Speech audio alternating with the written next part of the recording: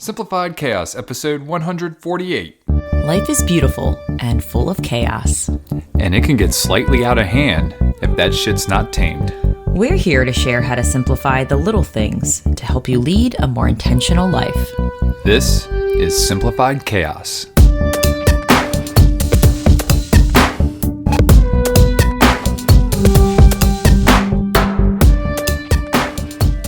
Hello, everybody. Welcome to Simplified Chaos. This is Jillian, and I'm with my co-host and lovely, handsomely husband, Nicholas. What's going on, folks? We hope you all are having a great week. We've got another great episode here for you today. Jilly, what are we going to dive into?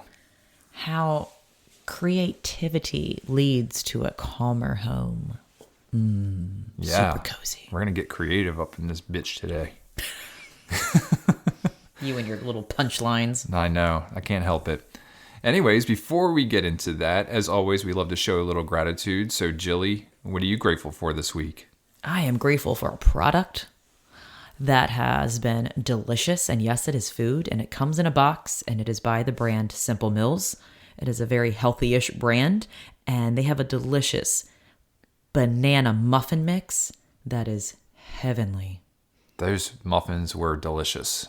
And yes, I agree. They are heavenly. And Lucille loves them. And all you have to do is add water and eggs and coconut oil. And they are the moistest muffins. And every morning when I wake up and I have my frothed coffee, I'm so excited to have my banana muffin right there with it. It just makes my morning that much happier. So. Yeah. I know there are several listeners out there probably right now just cringing over the word moist. Sorry, folks. No, I'm not I had sorry. to do that because, no, those muffins were awesome. Yes. Yes, delicious. Good call, Jilly. Thank Good you. gratitude. I like that one. What about you? Is yours a product? No. Person? Mine is an Place? activity. Oh, an experience. An experience. Activity. So this one's going to be a week and a half late because we're actually recording this 2 weeks early. This is a little out of the blue for us, but if you listened to us last week, you'll know that we are out in Arizona right now, enjoying the sun. But my gratitude is the little hike we took yesterday, just exploring off the beaten path. We have a little community playground, and when I say little, it is basically a slide and a couple swings. But Lucille loves it, which is awesome. It's right next to the community pool, so back there's a hill that goes way down to this little creek, and it's all wooded back there. So we decided to walk back there and explore a little bit. And we were out in the woods for probably about half hour or so. Got to explore, and we didn't go too terribly deep. We wanted to try to get to the Rivanna River, but there's a lot of downed trees back there from the recent snowstorm we had. So the path that looked like it would have been the straightest was not very straight just because there was a lot of down trees there. So I think we'll find ourselves back there some more and really try to explore and figure out the best way to get to the river. Although I think when it becomes summertime, it may be overgrown. So we'll have to see if we can do that early spring before all the vegetation starts popping up there. But it was just an awesome time to explore, watching Lucille fall down several times just because she's not picking up her feet, and a whole bunch of leaves, and then you sliding into the tiny creek bed, trying to hand Lucille over to me. So it was a fun little adventure yesterday. I really am grateful that we did that. Yeah, we don't do very many off-road hikes where there's not a path or a trail. So it was out of our comfort zone. We were bushwhacking. We're going to explore back here and see where it goes. And eventually it led to someone else's property. So we should probably turn around now. Yeah, that was one of those things. It was people down here have guns, and so we should probably just not step foot on their property. They're really friendly too. So They are. They may understand. Yeah, they would have at Especially least given us a warning. If we have a toddler, they're like, oh yeah, we want to talk to you because she's really cute.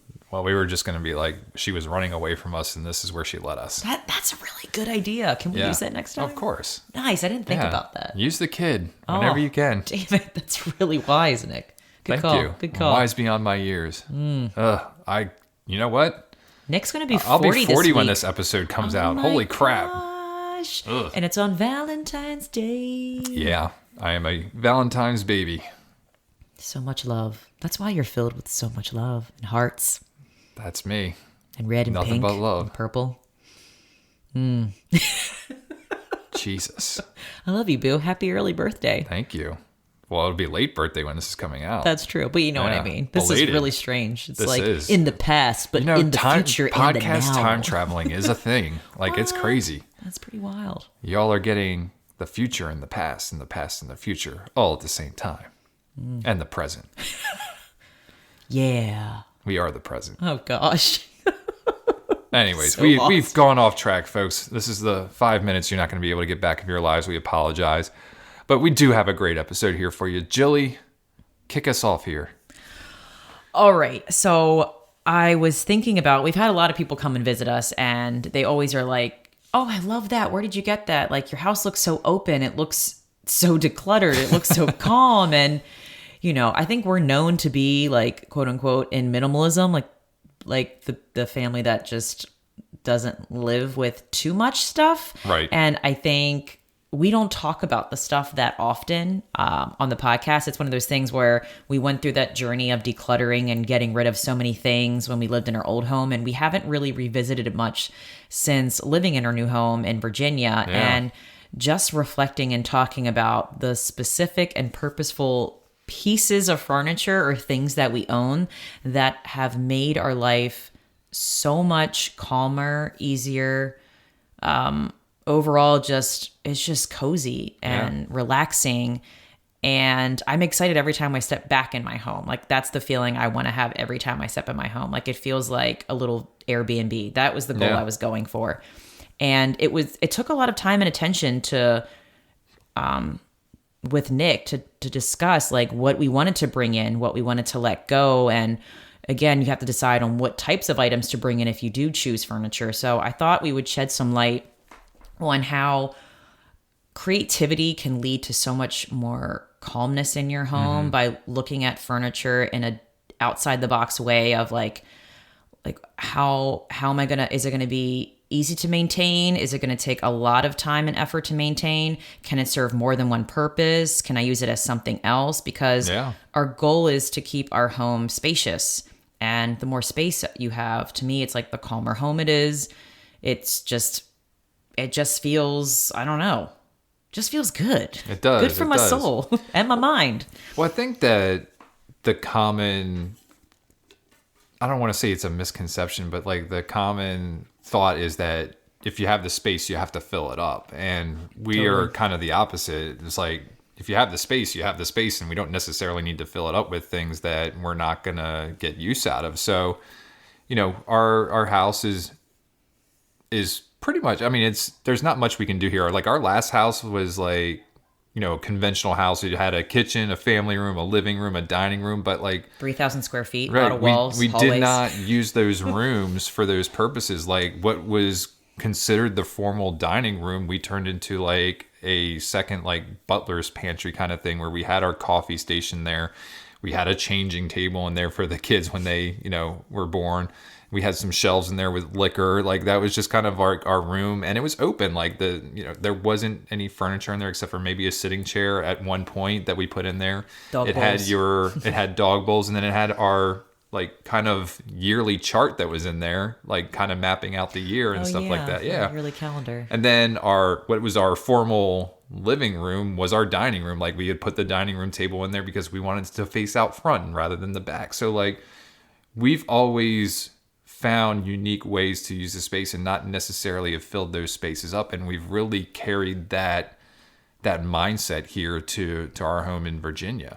Yeah, and this was not something overnight that just clicked like, oh my God, we know exactly what to do to be creative and have a calm home. It took 3-4 years to get to where we are, to learn our lessons the hard way on like having all the things, having all the furniture, having all the decorations, the cute ones that you see in Target and Home Goods, and having all the things, and then being completely miserable because I was like, I'm tired of dusting. I'm tired of vacuuming around it. I'm tired of cleaning.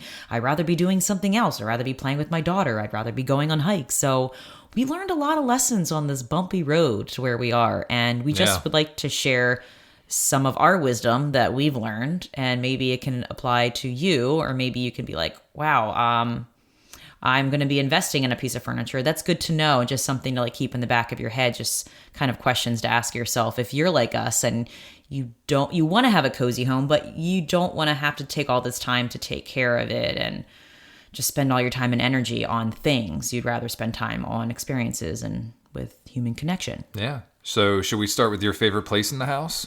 Well, so I kind of categorized it already, Nick. All right. All right. So the whole thing we are going for is like open, spacious, and an invitation for the unknown and creative experiences. That's like the basis for our home. And the question I have to ask in the beginning is, how do we create a space that provides room and calmness to support creativity within the whole family, like all of us, with less stress and decision fatigue? Yeah. Does that make sense? That's a great question. Okay. So I thought we would start. I made a list of all of our open-ended furniture. So the furniture that serves more than one purpose. So we have less furniture because it can be used for more than just one purpose. Right. So the first, which is the main one. What do you think it is? I'm thinking you're going to say the 2 chairs that we have. No, our kitchen island. Is that furniture? I consider Or is that it a furniture. feature? I mean, I put it in there because Okay. we had a kitchen island made specifically for our last home, True. which was a piece of furniture. Fair So, enough. And I wanted Let's settle this debate, folks. Let us know. Jeez. If an island is built into the ground, is it a piece of furniture or is it a feature? If an island is not secured in the ground, I agree that's a piece of furniture. But you can get it made to be in your home or put in there. Like, the debate is, oh, Jesus. You're going off topic of I know. I'm purpose. sorry, folks. No, take it over, Nick. So the kitchen island. Mm-hmm. I'm giving you angry puppet eyebrows. I know you right are. now. Anyways, no, the kitchen island was a huge feature in our last house, and it's built in our house now. You know, it's built into the ground, as I was mentioning. I'm just doing this to Yeah. Anyways, but it's a spot where we gathered in our old house. It's where we ate dinner, even with 6 people in the house, even with kids in the house. You know, some of them were in high chairs, some of them would sit at the tables, and we had 4 stools with that It's a island. beautiful mess. I loved it so And much. some people would stand, some people, yeah, I mean, it was awesome. Even though we had this formal dining room table.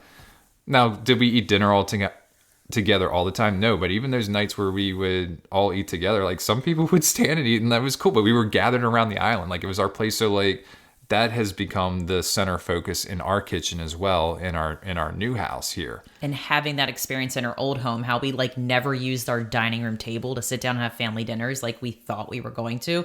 We were like, we're not getting a kitchen table. Right. Because it's just going to take up space in our smaller home, and we know we're not going to use it nearly as much. Like it's just going to be there, I think, just because we think we need to have it there. So we learned that lesson pretty early on, and we use the island for eating. It's our workspace. That's where we gather when we have people over. We have cocktails. We have drinks. We both fold laundry on there from time to time. Baking, painting. Lucille's painting there all the time. Sometimes Puzzles. Sometimes it's a dance table. Yeah, it literally is like the centerpiece of our home and provides so much purpose. And it's only one piece of furniture that, yes, it came with the house, Nick. It's a nice feature in the house. Yes. God damn it. Okay.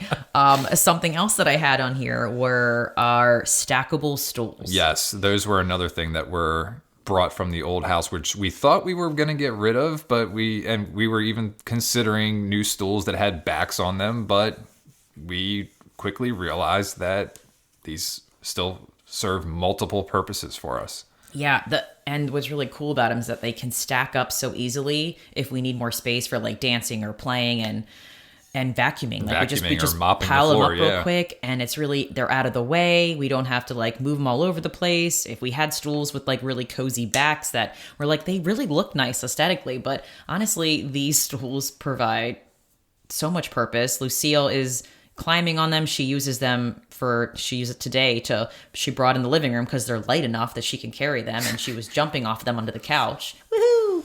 And she uses them for like props for races, and she uses them as ovens. Like it's this simple, and they were not that expensive. They were like, no, we got them on sale for like $15 a stool, something crazy like that. We got them from Bed Bath & Beyond, and of course you always get a coupon or some kind of 20% off or $20 off from Bed Bath & Beyond. So yeah, we got away with murder on these things. And Batman works there.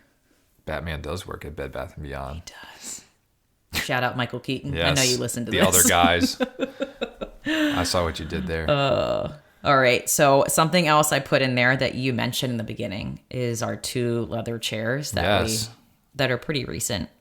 So those were purchases for the new house here. We did actually need some space to fill, but not necessarily. Like the whole concept of the chairs and what we were very thoughtful about when we put together like the layout of our family room was that we didn't want the couch or the chairs facing the TV. No. We envision people coming to the house, people sitting in the chairs, people on the couch, facing each other with the TV off to the left or the right, depending on which side you're sitting on. But it's more to engage in conversation and, just have that kind of comfort with a little, it serves as a coffee table, but it's an old, what is it? A trunk or cedar chest. Yeah. That was on my list too. Our cedar chest. Which we'll get into that in just a few minutes. But like the whole family room itself, there's a lot of repurposing there. Yeah, and the leather chairs are not super bulky. They're leather padded chairs, and they have these wood armrests that are really nice. It's very modern looking, but man, they're easy to move around, and we use them for to build forts with Lucille. Yeah. Or houses for Halloween. And they're so easy to move around if we want to reconfigure. And if we want to face the TV, we can. If we want to face a different direction, we can. If we want to move it into a different room, we totally could. And even Lucille, moves it too. But Lucille will sometimes sit there and do her tablet. Sometimes I'll sit there and do reading. It was our Christmas stocking holder because there's a wooden bar behind it that I tied our stockings to. So they've become more than just chairs, and they're cozy too. So aesthetically pleasing, and also can use for lots of things. They really tie the room together. Shout out to Polly and Bark. That's the company we got them from. They're amazing. They are. And what was amazing about them is they came put together in these huge ass boxes. So all you had to do was cut the boxes open. The delivery was awesome. They delivered them right into the garage. I mean, it was easy. And then just getting the chairs out of there and putting them in the house, boom. Mm-hmm. Simple as 1, 2, 3. And something else that came from the same company, Polly and Bark, is our leather couch that we bought when we were living in our old home. And we learned how easy it was to move, which was definitely a bonus. That thing it's super light, and it's constructed very nicely, but it was super light. The legs came off. Even if you had narrow doors, this couch is one of those things where you have no problem getting it in whatsoever. That's what she said. That's what she said. We have super wide doors in this house. That's what she said. How is that? That's I don't know. She said. You think my vagina is a door? No. I have super wide doors. I'm just seeing where your mind was going. My mind's all over the place right now. This is the second episode we're doing tonight, so we're double featuring it.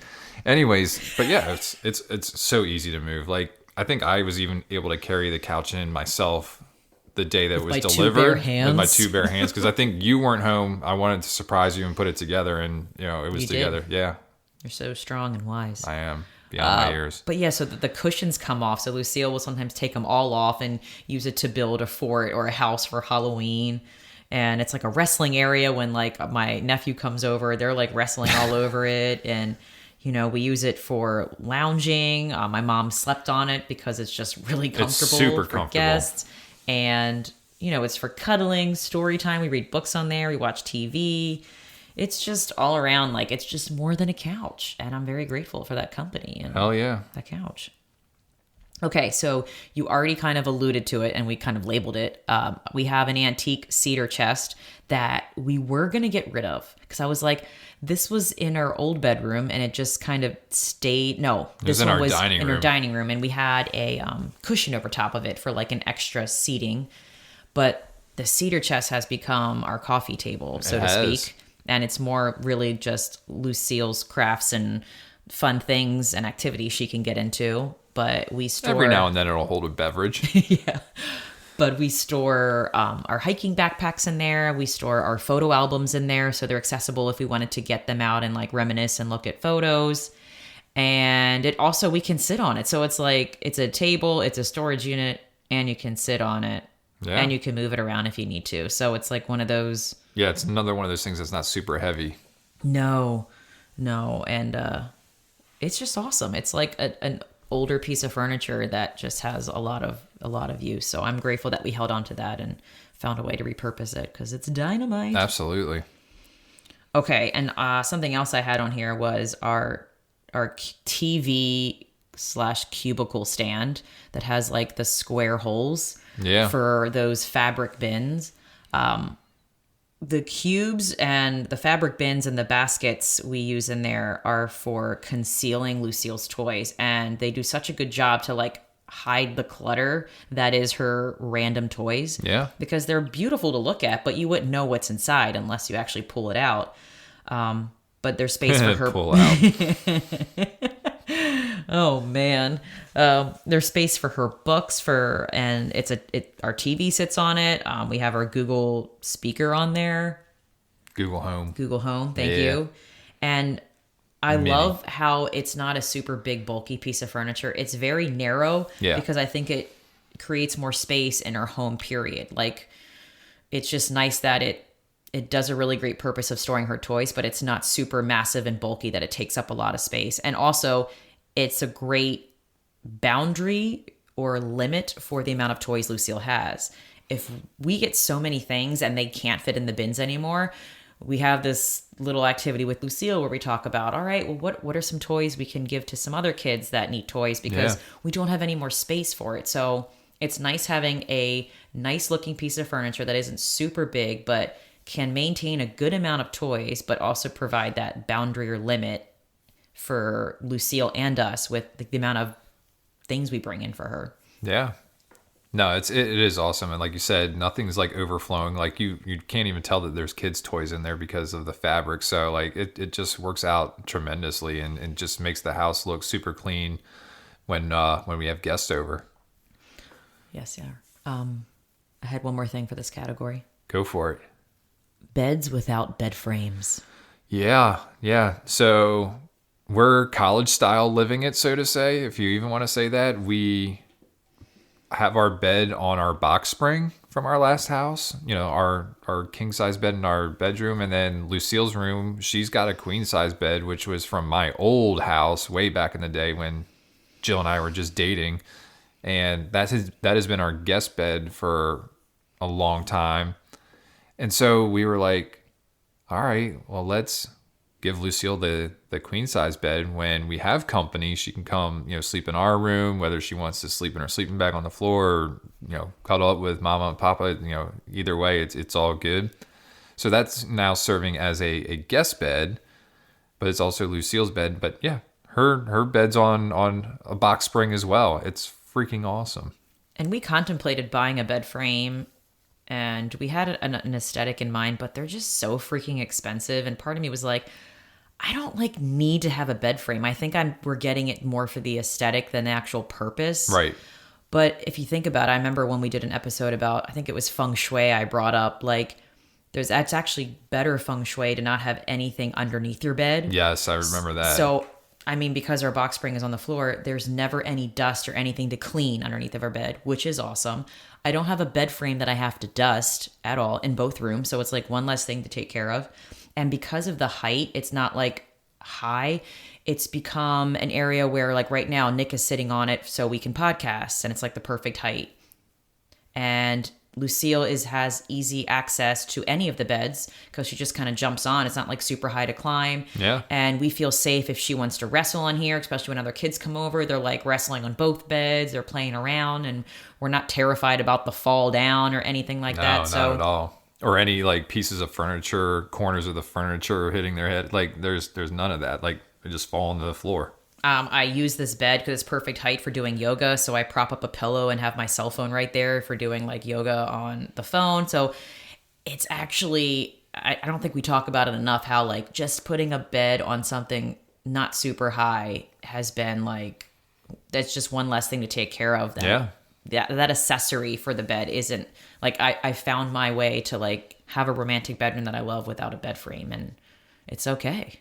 You just need me in it. That's all. Exactly. Yeah. Yeah. Just a little decoration where the headboard would go. That's what I was missing. I was missing like something to go, like an accent piece behind our pillows. And I just found one of our cool old baskets and I I hung think it that up was there. the first thing you put up there. You're like, let's put this there. And I then needed it. we've got our reading lights that sconces that are on the wall. So like, yeah, Yes. So you did a perfect segue. I know. The next category I had yeah. was You and I are simpatico on this stuff, having except for the island. just using your walls more. Like we bought we wanted reading lamps and we also wanted a source of light for our room because we replaced our light with a fan without a light, which Yeah. I wanted. It's just simple, it's clean. And we bought sconces for both sides of our bed that I got the idea from like an Airbnb we stayed at and I loved it. And it's not sitting on a table that I have to move and clean and dust around, which means we get to have smaller tables because I don't have to house a giant or small lamp on it. There's like just space for our books and our planner. Yeah. So I think using the walls has just like been so helpful in like streamlining space and less things to clean. Well, and we've used the walls with a purpose. Like we have the sconces on here. We have the bookshelf that we did in the family room, which has some books on it and just some decorations. But one of the things that we brought from the old house, which a lot of them have not made it on the walls, is just a ton of pictures that we've had. Like whether it's pictures of us or family, or just of some nice artwork. Like we've been very purposeful about the things that we are not putting on the walls, and so we're trying to figure out right now they're out in the garage but not taking up too much space, thankfully, because we are able to get a car in the garage anyways. But we also didn't want to clutter our walls up, and when you don't have the wall clutter, that also makes the space look much larger than what it might be. Yes, I think savoring and leaving white space in your home or just blank walls, it frees up so much. Like, just makes the place look bigger It does. It just not having pictures or art on every single wall, which is something that I think I did a lot of in our old home. And now it takes everything in me, like, not to want to put things up, but I'm getting more used to having that empty space on some walls, and I do love the feel of it, how it just feels more spacious. And I think about some of my favorite Airbnbs that I stayed at, and they're very intentional about the artwork they put up, and it's not all the walls are like covered with things, and I do like having empty space on our walls. And again, that's less that I have to clean and maintain. That's right. Picture frames are not the most fun things to dust on the walls, so Yeah. But yeah, we bought that wall shelf on Amazon. Surprisingly great purchase on Amazon. Never know sometimes with Amazon. And we bought a wall shelf that had like white bars, so it like blends in with our walls and it looks really simple. And we were able to put some like books and some family pictures on there and just some family heirlooms. And it's something that's not on the floor. I don't have to move it. I don't have to dust it. I do have to dust it, but it's not something that creates and makes it feel closed in or like Right. busy. And Right. It's not bulky. It's not taking up space. There's just something about finding pieces that you can find to utilize your wall space with, and that is the art in an essence. Like, our lamps in our room are part of the art on our walls. Right. Like, that shelf is part of the art in our home and in that space. So definitely, using the walls with a purpose and creating more space on your floors definitely makes you feel calmer and has just more openness to it. Yeah. One of the things, and I'm kind of going back to what we said earlier about the kitchen and not having a kitchen table in there. One of the things that we didn't really talk about was how we've made that a learning space for Lucille. So like there's a desk in there from an old Private school. that we were able to have. So like she has a formal desk. We have an easel in there that is a whiteboard and a chalkboard. We also have a little trampoline in the kitchen that Lucille just can get all her energy out, jump up and down, and we've used that for lots of other different activities. But like just being able to have that space, and then the running back and forth that we can do and have races in the house going from one side to the other with no objects in the way. I mean, it's great. So that's one of the things that I forgot to bring up when we were talking about that area. But like that's just been really cool just to be able to have that area to do all that stuff. Well, again, being creative with the furniture we pick leads to more creative adventures we have in the home. Right.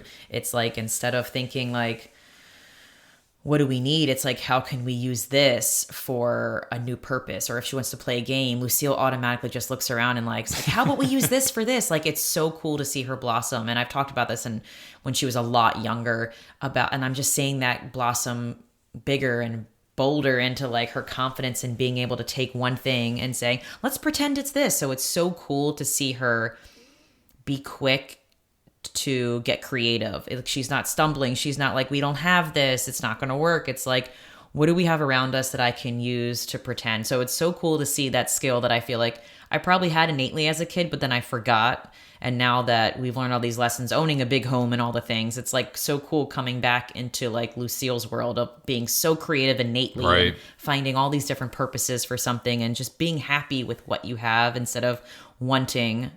It's just really rad to see her creativity skill strengthening. That muscle is pretty wild. 100%. 100%. That's right. That's right. Okay, I think I've talked long enough. Is there anything that you come to mind? No. I mean, we've done some great work with this space. I wouldn't change anything about it. And once we have the patio, then we can have our outdoor table. And that way, that's another reason why we don't need an indoor table. Because we got our outdoor table. That's another area we can get creative with, which would be fun. We will. Leave lots of space and try to be purposeful with like, how do we use this? That'll be our next adventure. Yeah. Awesome. Well, Jilly, do you have any resources for our listeners today? I do. I'm all about the blog post. You know this. This was a resource that was titled, Why a Minimalist Lifestyle is a Big Win for Creatives. And I'll just read some snippets I saw that I'm like, yup, and yup. Get it. We often think that more is better, that it creates additional possibilities. Yet when it comes to creativity, more isn't necessarily a good thing. Angelou, one of the most financially and classically successful artists of all time, said, "Art lives on constraint and dies of freedom." But we already know this. Haven't you ever created something amazing when faced with incredible limits? And haven't you ever gotten overwhelmed to the point of inaction when there were simply too many options?